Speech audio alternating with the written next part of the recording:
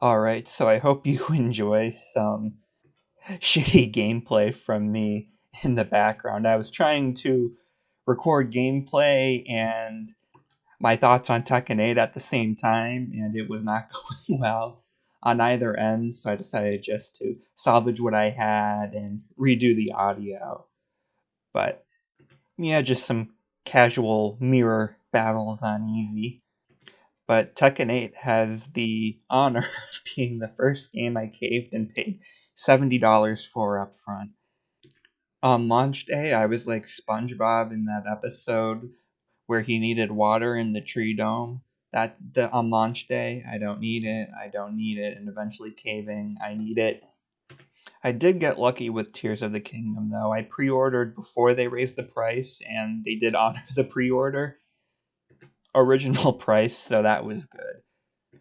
Overall, when I first started playing the game, I don't know if because it's been a little while since I've played Tekken, but it played a little heavier and slower than I remember. But I quickly adapted, and honestly, I feel like this is definitely the best that I feel like Tekken's ever played. Especially some fighters too, like Nina in particular. I normally don't like playing as her, but this time around, I really clicked with her. I'm curious now that I've played as her more how that will sort of translate if when I go back to older games in the series. Overall, Lily is probably my favorite though. She's normally always up there, but she, just edged out some of my other favorites this time around. Some characters do feel, not as good as they once did though. I feel like Dragonoff was probably the most disappointing for me this time around. He's normally someone I like that I just couldn't get a good hold of this time around. The new characters went about as I expected. Azwenda, I apologize, I know I'm probably mispronouncing that, but I don't know, I just felt her gameplay didn't look too interesting, and that about checked out from the trailer. And I don't know, I feel like she almost had some other, stances and animations that reminded me of sort of the Eddie, Christie, I forget the name of it, but the sort of dancing fighting style. So it's a shame that she didn't really use at least, some elements of that more. And then Rhina is just another Mishima style fighter, so it's, nothing too crazy. Also, am I crazy? I could have sworn in Tekken 7 that Leroy had an attack where his dog came out for it. Maybe mixing it up with Kazumi's tiger, but it was a little disappointing, I guess, to not find that. Still a good fighter, though. In Victor's, it was my favorite of the newcomers. I'll admit I didn't click with him as well as I thought I would. Not really a contender for my favorite, but he's still on the higher side of things. They have a new casual control style here. I'm surprised that you can actually switch it on the fly, but 7 had one too, and this feels like a bit of an evolution of that. Like in 7, I think you held down a button and then you pressed another for a specific combo.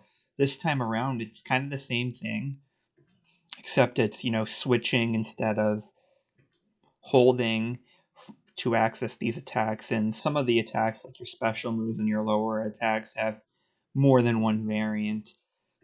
Like I think in 7 it was always one attack, but here for those two at least you'll have, a forward, crouching, jumping, backward variant for those two.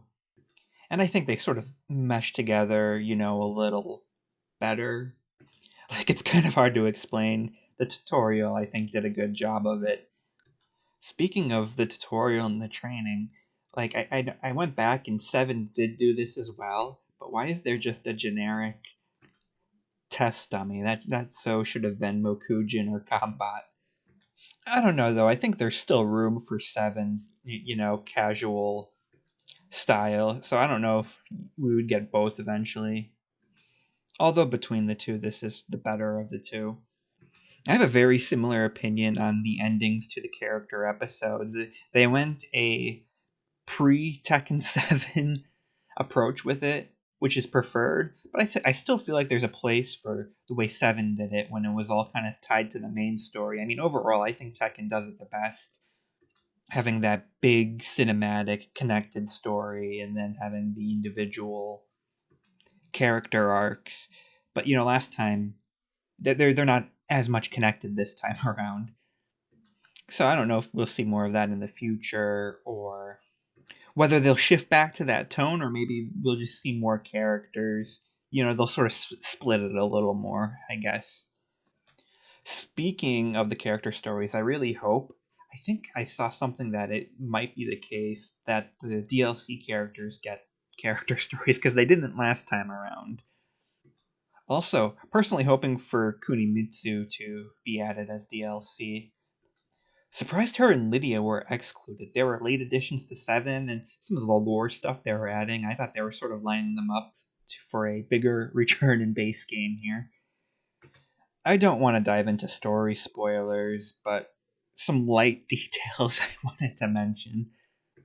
I was excited they brought Zafina back. She was one of my favorite characters who I wasn't expecting to be back because she doesn't seem to be super popular. But then her role in the story kind of pissed me off, so I mean, not a super big deal, but it is what it is. There is a part of the story where you're sort of in the King of Iron Fist tournament itself, and I would like an expansion of that. Like, you get to pick the characters who win each match, and I think it would be really cool to see, different endings and stuff based on who wins each match. They didn't really go as far with that as, potential as there is.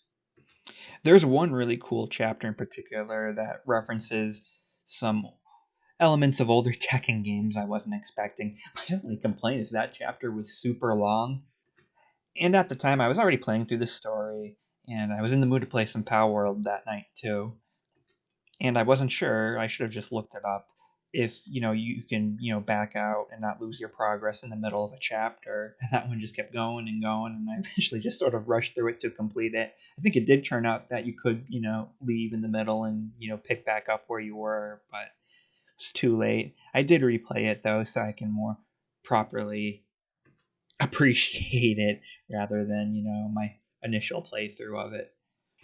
Also, there's definitely some interesting developments, particularly at the end. I'm looking forward to see where they go from here. Although it's kind of a shame because it's probably going to be a really long time before we find out that answer. And then I'm sure they'll do something in the next game that will leave me with that same opinion on that one. Something I thought was kind of weird about the character stories is each story, just about, there's a couple exceptions, but it only takes place on one stage, which I guess works, especially like if it, takes a while to load if you're on older hardware, which I am. It could help with that, but it is, I don't know, a way interesting choice, I guess, to not, I don't know, show off more stages. Try to, fit it in somehow, but I will say I don't know if it's because of the price point or what, but this is probably the first game too that really made me want to upgrade my setup. I think it defaulted at all medium settings, but then I sort of looked it up and people with similar setups raised some certain settings in that, so I did that as well and it works fine. It did freeze up twice in character stories for some reason, but besides that, no big deal. The new, I think it's called Heat Attacks, the sort of special moves you have in this game. I think that's a great addition. I hope it returns. I really like how it can help, sort of flesh out a character's personality and, sort of evolve with each game potentially as well, with, just different developments with the series and the character. I should note that I don't play competitive. I'm just sort of casual, mostly offline even. So I don't know how, the more competitive people feel about it. The game seems to be doing well, so the character customization is back, and I mean, there's been some cool creations I've seen online. I'm not that talented with it. I feel like they are more generous, at least before they open their little DLC shop with the money you get this time around. I remember in 7 you had to grind out this other mode if you're only playing offline to get enough coins to, customize a character like you want to. But here you get a lot just by completing the story and the character chapters, and I pretty much have plenty of the in-game currency to, customize just about every character to my heart's content with, base game, once again, keyword, because I know things have kind of changed with the recent edition, which I'm kind of sick of games doing that, especially when they don't have it at launch and sneak it in later. That's kind of scummy, in my opinion.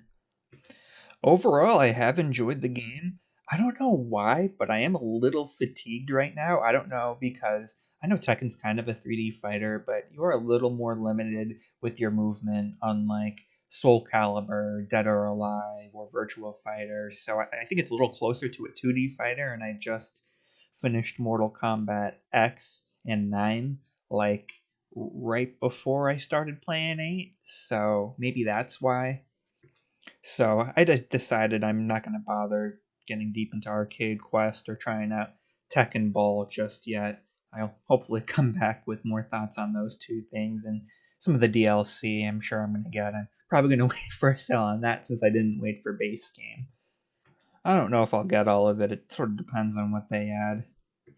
But yeah, besides that, I just gotta collect a few more costumes. That was the next thing I was doing before I was kind of ready for a break because you can unlock some costumes with a ghost battle mode. So I have a few more of those to do, and then that'll be that for now.